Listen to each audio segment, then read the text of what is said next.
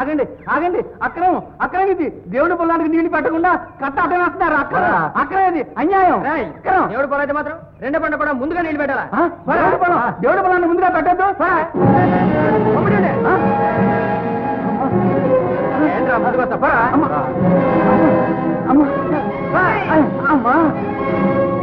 బాబు బాబు బాబు బాబు చూడండి, దేవుడి పొలానికి నీళ్లు పెట్టకుండా. ధర్మయ్య ఏమైందిరా? అర్థంగా వేస్తున్నారు. ఎలా పడతారు చూడండి బాబు, కొడుతున్నారు బాబు.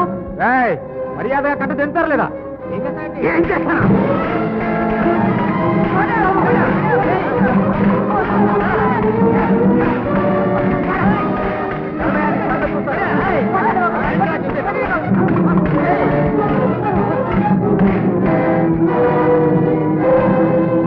ఎంత అక్రమానికి పాల్పడ్డారు యాదవులు, యాదవులని యాదవులు. ఇస్తున్నానురా చిన్ని, అది వాడికి ఇవ్వమ్మా, నీకు ఇంకోటి తయారు చేసి ఇస్తున్నాను.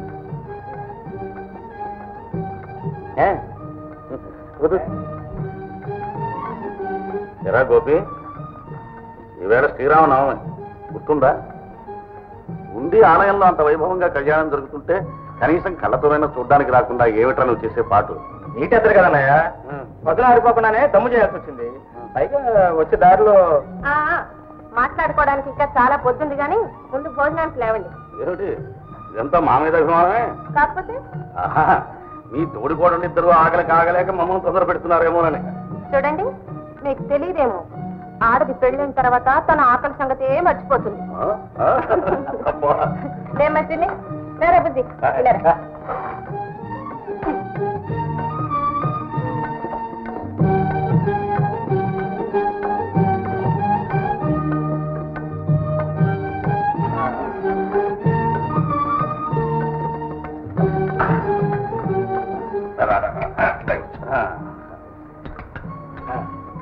ఏమయ్యా మరిది, ఇంత ఆలస్యంగా వచ్చావే?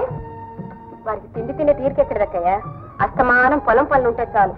అంతేగా చెల్లాయ్, మా మరిదికి పొద్దుపోవడానికి పోట్లాట కూడా ఉండాలి. విన్నావా గోపి, మీ వదిలికి నీ మీద ఎంత మంచి అభిప్రాయం ఉందో.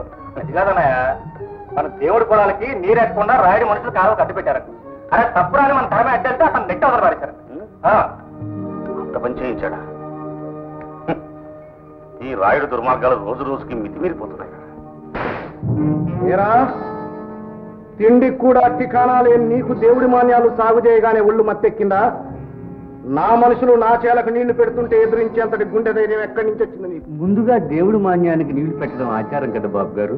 ఆచారం కాదురా, అపచారం. నోరు లేని ఆ దేవుడికి మా తాతలు భూములు రాసివ్వడం నీ కడుపులు నింపడానికి. అందుకే నీ కళ్ళు మూసుకుపోయాయి. నీకు తోడు ఆ గోపిగాడు వచ్చి మా మనుషుల మీద చెయ్యి చేసుకోవడానికి ఎన్ని వేల గుండెలు ఉండాలి. దీనికి శిక్ష ఏదో తెలుసా? ఆ గోపిగాడు మా మనుషులు ఎన్ని దెబ్బలు కొట్టారో అన్ని నీ మీద పడతాయి. బాబు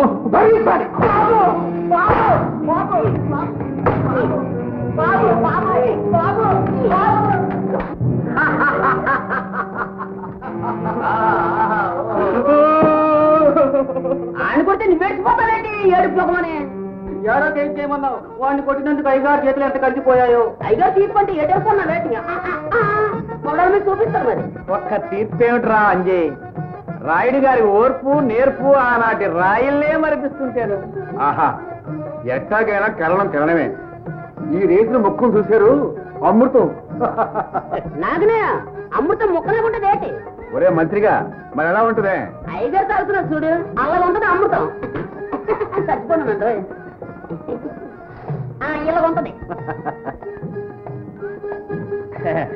అయ్యా రాయుడు గారు, చిన్న చిన్న గొడవలు మీకెందుకండి? ఆ దేవుడు మాన్యం 10 ఎకరాలు ఈ నాగుల మొహాన పడేయండి, మీ చెప్పుకున్న నాడాలే పడుంటాడు.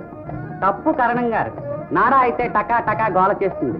చెప్పు కింద పువ్వులా ఉండాలి, కాలు కింద మట్టిలా ఉండాలి. ఆనకాల గారికి కూడా కవిత్వం వచ్చేస్తుంది. మరి ఏటనుకుంటున్నావు ఏంటి? అయ్యగారు సావాసం ఏంటండి? చిత్తం మరి సెలవు ఇచ్చారు కాదు.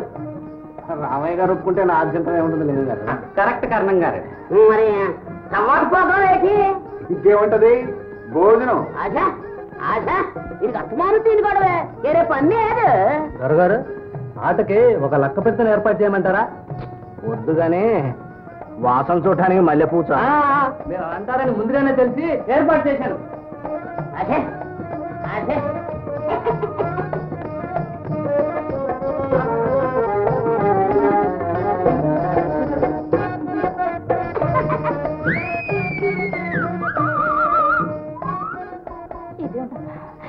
ఇలా ఉంది ఏంటబ్బా, నాకు సిగ్గేస్తుందబ్బా. ఏంటబ్బా ఇలా ఉంటుంది డబ్బా, నాకు సిగ్గేస్తుందబ్బా.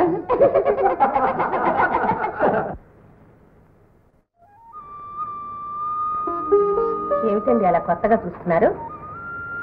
ఎప్పుడు చూసినా కొత్తగా ఉంది, ఎంత చూసినా చూడాలనిపించే నీ అందం.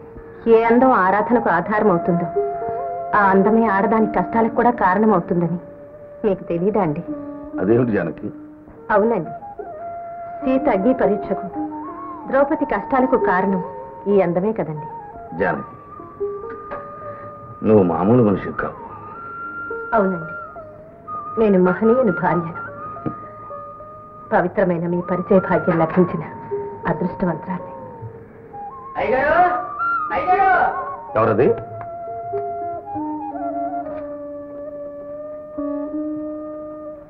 ఎలా వెంకన్నా?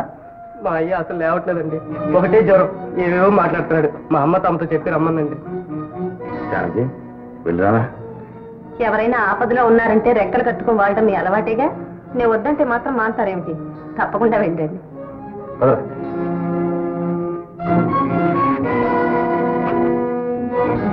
అక్క, అయ్యగారు.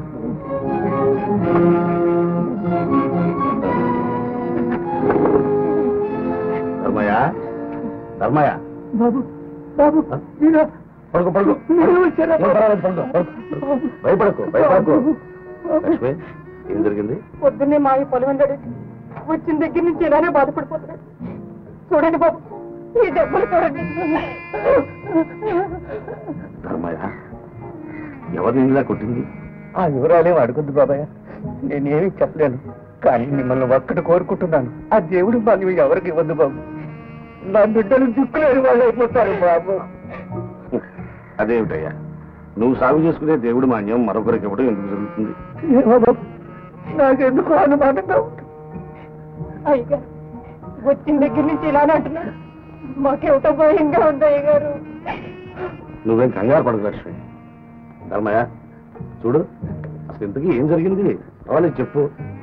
ఏమి లేదు బాబాయ్, బాగానే ఉంది, తగ్గిపోతుంది బాబు. సరే చెప్పద్దులే. చూడు, నేను వెళ్ళి డాక్టర్ గారి దగ్గర మందు తీసుకుని పంపిస్తాను. 4 రోజుల పాటు బాగా విశ్రాంతి తీసుకో. బాబు, ఊడుకులు అవన్నీ నీకెందుకయ్యా, నువ్వేమీ ఆందోళన పడకు.